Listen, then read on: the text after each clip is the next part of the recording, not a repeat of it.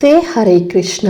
ಪಾಲ್ಗುಣ ಮಾಸದ ಶುಕ್ಲ ಪಕ್ಷದ ಏಕಾದಶಿಯನ್ನು ಆಮ್ಲಕ್ಕಿ ಏಕಾದಶಿ ಎಂದು ಕರೆಯುತ್ತಾರೆ. ಈ ಏಕಾದಶಿ ದಿನದಂದು ಸಂಪೂರ್ಣ ಉಪವಾಸ ಅಂದರೆ ನೀರು ಕೂಡ ಕುಡಿಯದೆ ಉಪವಾಸ ಆಚರಿಸುವುದರಿಂದ ಮತ್ತು ಭೂಲೋಕದ ಅಮೃತ ಎಂದರೆ ಬೆಟ್ಟದ ನೆಲ್ಲಿಕಾಯಿ ಮರದ ಕೆಳಗೆ ಜಾಗರಣೆಯನ್ನು ಮಾಡುವುದರಿಂದ 1,000 ಗೋವುಗಳನ್ನು ದಾನ ಮಾಡಿದಷ್ಟು ಫಲ ದೊರೆಯುತ್ತದೆ.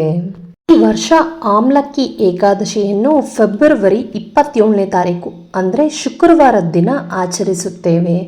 ಏಕಾದಶಿ ತಿಥಿ ಬಂದು ಫೆಬ್ರವರಿ 27ನೇ ತಾರೀಕು ಬೆಳಗಿನ ಜಾವ 12:33ಕ್ಕೆ ಪ್ರಾರಂಭವಾಗಿ ರಾತ್ರಿ 10:32ಕ್ಕೆ ಮುಕ್ತಾಯವಾಗುತ್ತದೆ. ಇನ್ನು ಪಾರನ ಸಮಯ ಅಂದರೆ ಉಪವಾಸ ಮುರಿಯಲು ಸಮಯ ಬಂದು ಫೆಬ್ರವರಿ 28ನೇ ತಾರೀಕು ಶನಿವಾರ ಬೆಳಗ್ಗೆ 6:36ರಿಂದ ಬೆಳಗ್ಗೆ 8:59ರವರೆಗೆ. ಆಮ್ಲಕ್ಕಿ ಎಂದರೆ ಬೆಟ್ಟದ ನೆಲ್ಲಿಕಾಯಿ. ಈ ಏಕಾದಶಿ ದಿನದಂದು ಆಮ್ಲ ಮರವನ್ನು ಪೂಜೆ ಮಾಡೋದ್ರಿಂದ ವ್ಯಕ್ತಿಯು ತನ್ನ ಜೀವಿತಾವಧಿಯಲ್ಲಿ ಸಂಗ್ರಹವಾದ ಪಾಪಗಳು ನಾಶವಾಗುತ್ತವೆ ಮತ್ತು ಆತ್ಮವು ಸಂಪೂರ್ಣವಾಗಿ ಶುದ್ಧವಾಗುತ್ತದೆ. ಏಕಾದಶಿಯನ್ನು ಆಚರಿಸುವುದರಿಂದ ಎಲ್ಲ ನಕಾರಾತ್ಮಕತೆ ಅಂದರೆ ಕೆಟ್ಟ ಪ್ರಭಾವಗಳಿಂದ ದೈವಿಕ ರಕ್ಷಣೆಯನ್ನು ಪಡೆಯಬಹುದು. ಈ ಏಕಾದಶಿಯನ್ನು ಯಾರು ನಂಬಿಕೆಯಿಂದ ಆಚರಿಸುತ್ತಾರೋ ಅವರು ವಿಷ್ಣುವಿನ ಶಾಶ್ವತ ನಿವಾಸವಾದ ವೈಕುಂಠಕ್ಕೆ ಹೋಗುವುದು ಖಚಿತ. ಬೆಟ್ಟದ ನೆಲ್ಲಿಕಾಯಿ ಗಿಡದಲ್ಲಿ ಸಾಕ್ಷಾತ್ ಮಹಾವಿಷ್ಣುವಿನ ಸಾನ್ನಿಧ್ಯವಿದೆ. ನಾರಾಯಣ ಎಲ್ಲಿಯೋ ಅಲ್ಲಿ ಲಕ್ಷ್ಮಿ ಎಂಬಂತೆ ಶ್ರೀ ಲಕ್ಷ್ಮಿಯು ಗಿಡದಲ್ಲಿ ನೆಲೆಸಿದ್ದಾಳೆ. ಈ ಏಕಾದಶಿ ದಿನ ಲಕ್ಷ್ಮೀನಾರಾಯಣನನ್ನು ಪೂಜೆ ಮಾಡಬೇಕು. ಆಮ್ಲಕ್ಕಿ ಏಕಾದಶಿ ದಿನದಂದು ಆಮ್ಲದ ಮರವನ್ನು ಅಥವಾ ಗಿಡವನ್ನು ಪೂಜಿಸುವುದರಿಂದ ಅಶ್ವಮೇಧ ಯಾಗ ಮತ್ತು ಲಕ್ಷಾಂತರ ಗೋದಾನವನ್ನು ಮಾಡಿದ ಪುಣ್ಯವನ್ನು ಪಡೆಯಬಹುದು. ಈ ಏಕಾದಶಿ ದಿನ ಆಮ್ಲದ ಮರವನ್ನು ಮುಟ್ಟುವುದರಿಂದ ಎಲ್ಲ ಪಾಪಗಳು ದೂರವಾಗುತ್ತವೆ.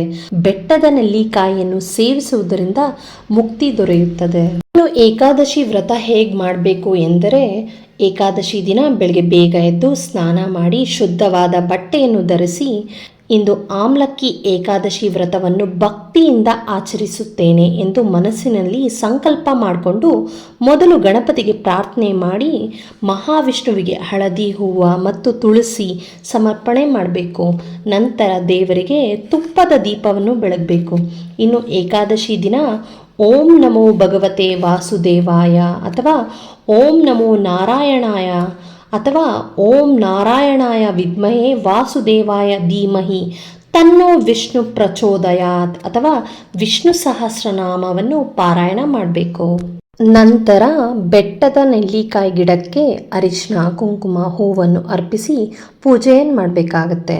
ಸಾಧ್ಯವಾದರೆ ಬೆಟ್ಟದ ನೆಲ್ಲಿಕಾಯಿ ಮರ ಅಥವಾ ಗಿಡಕ್ಕೆ 3 ಅಥವಾ 11 ಅಥವಾ 21 ಅಥವಾ 108 ಪ್ರದಕ್ಷಿಣೆಯನ್ನು ಮಾಡಬೇಕಾಗತ್ತೆ.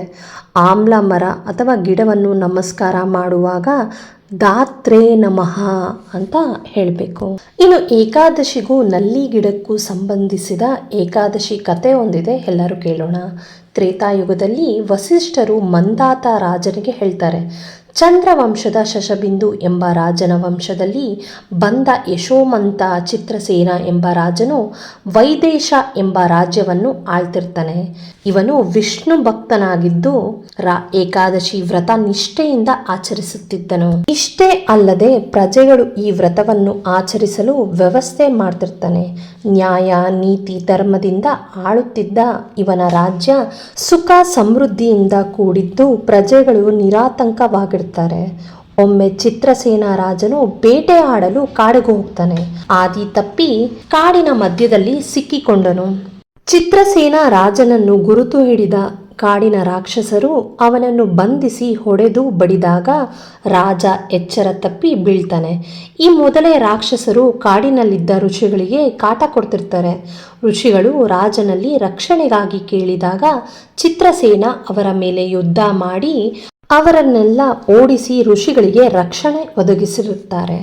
ಹಿಂದಿನ ಸೇಡಿನಿಂದ ರಾಜನಿಗೆ ಚಿತ್ರಹಿಂಸೆ ಕೊಡ್ತಿರ್ತಾರೆ. ಅವನನ್ನು ಕೊಂದು ಹಾಕಲು ಕತ್ತಿ ಕತ್ತಿಯನ್ನು ಎತ್ತಿದರು. ಆ ಹೊತ್ತಿಗೆ ರಾಜನ ದೇಹದಿಂದ ಬೆಳಕಿನ ರೂಪದಲ್ಲಿ ಒಬ್ಬ ದೇವತೆ ಬಂದು ಆ ರಾಕ್ಷಸರನ್ನೆಲ್ಲ ಕೊಂದು ಅದೃಶ್ಯಳಾಗ್ತಾಳೆ. ರಾಜನಿಗೆ ದೇವಿಯ ಸ್ಪರ್ಶದಿಂದ ಚೈತನ್ಯ ಬರುತ್ತೆ. ಸತ್ತ ರಾಕ್ಷಸರನ್ನೆಲ್ಲ ನೋಡ್ತಾನೆ. ರಾಕ್ಷಸರನ್ನು ಕೊಂದು ನನ್ನನ್ನು ರಕ್ಷಿಸಿದವರು ಯಾರು ಎಂದು ಯೋಚನೆ ಮಾಡ್ತಾನೆ. ಎದುರಿಗೆ ಇದ್ದ ಒಂದು ನಲ್ಲಿ ಗಿಡದಿಂದ ಅಶರೀರವಾಣಿ ಕೇಳಿತು. ರಾಜ, ನೀನು ಇಷ್ಟು ವರ್ಷಗಳಿಂದಲೂ ಶ್ರದ್ಧೆ ಮತ್ತು ಭಕ್ತಿಯಿಂದ ಏಕಾದಶಿ ಆಚರಣೆ ಮಾಡ್ತಾ ಬಂದಿದ್ದೀಯಾ. ಇದರಿಂದ ಶ್ರೀ ಮಹಾವಿಷ್ಣುವು ಸಂತುಷ್ಟಗೊಂಡು ಅವನೇ ಬಂದು ಈ ರಾಕ್ಷಸರನ್ನೆಲ್ಲ ಸಂಹಾರ ಮಾಡಿದ್ದಾನೆ. ನಲ್ಲಿ ಗಿಡದಲ್ಲಿ ಮಹಾವಿಷ್ಣುವಿನ ಧನ್ವಂತರಿ ಸಾನ್ನಿಧ್ಯವಿದೆ ಮತ್ತು ಮಹಾಲಕ್ಷ್ಮಿ ನೆಲೆಸಿದ್ದಾಳೆ ಎಂದು ಹೇಳಿತು. ಇದನ್ನು ಕೇಳಿದ ರಾಜನು ಹರ್ಷಚಿತ್ತನಾಗಿ ರಾಜ್ಯಕ್ಕೆ ಮರಳುತ್ತಾನೆ. ಆಗ ಪಾಲ್ಗುಣ ಮಾಸದ ಶುಕ್ಲ ಪಕ್ಷದ ಏಕಾದಶಿ ತಿಥಿ ಬಂದಿತ್ತು. ರಾಜನು ಇನ್ನಷ್ಟು ಸಂತೋಷದಿಂದ ನಲ್ಲಿ ಗಿಡದ ಜೊತೆ ನಾರಾಯಣ ಸಹಿತ ಮಹಾಲಕ್ಷ್ಮಿಯನ್ನು ಪೂಜಿಸಿ ಏಕಾದಶಿ ವ್ರತವನ್ನು ಭಕ್ತಿಯಿಂದ ಆಚರಿಸ್ತಾನೆ.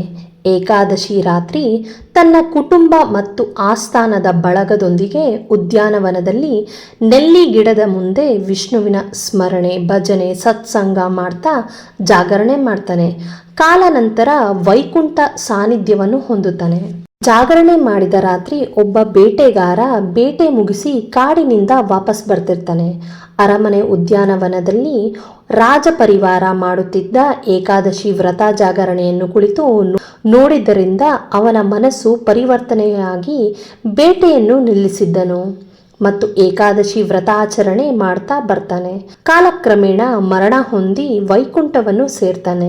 ಹೀಗಾಗಿ ಪ್ರತಿಯೊಬ್ಬರು ಗೊತ್ತಿದ್ದೋ ಗೊತ್ತಿಲ್ಲದೆಯೋ ಮಾಡುವ ಪಾಪಗಳಿಗೆ, ಪೂರ್ವ ಕರ್ಮಗಳಿಗೆ ಧರ್ಮ ಮಾರ್ಗದಿಂದ ನಡೆಯುವುದೇ ಸುಲಭ ಉಪಾಯ. ಮತ್ತೆ ಒಂದು ಇಂಟ್ರೆಸ್ಟಿಂಗ್ ಮತ್ತು ಇನ್ಫಾರ್ಮೇಟಿವ್ ವಿಡಿಯೋ ಒಂದಿಗೆ ನಿಮ್ಮನ್ನು ಭೇಟಿ ಆಗ್ತೀನಿ. ಬಾಯ್.